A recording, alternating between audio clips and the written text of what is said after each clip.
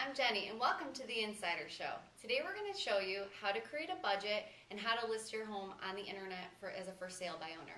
Let's get started.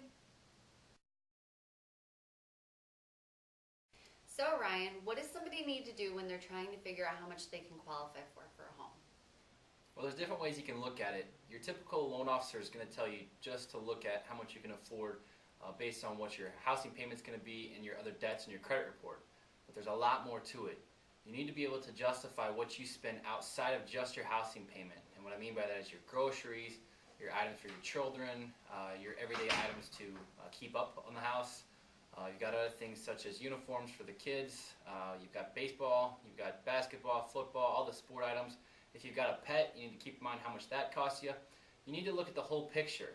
And what we always recommend is to take a look at your budget and keep track of everything that you spend for at least 2 months. And this way you can get an idea of what you're truly going to spend and what you truly are going to have left for a housing payment. If it's a good situation, you always want to have a little bit of money left so you can save some money, so that way you've got a reserve so in the event something can happen as well. But put a budget down, keep track of things. This way you can get a good idea of what you can truly afford, not what your loan officer is going to tell you based on your credit report.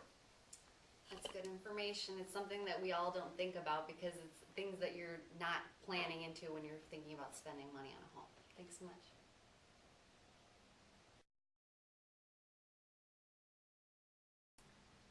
Ryan, when people nowadays are selling their property on their own without a realtor, what avenues and what advertising would you suggest for them to sell their property?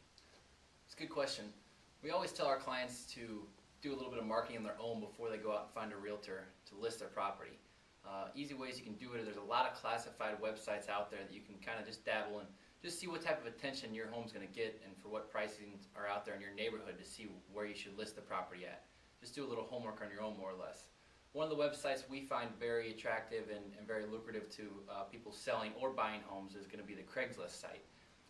It's a personal site. You see a lot of individuals listing their property on there, and it's a good way to list your property. So, like I said, you can see what type of activity there is out there. Again, people right now are trying to find the best deals out there, and they're going to look for people selling their homes by owner. So a Craigslist site allows individuals to list their property on there, and you can sometimes get good prices, but more than anything for a seller, you can see where you're at and if you need extra help or if you can save yourself a lot of money by just selling the property on your own.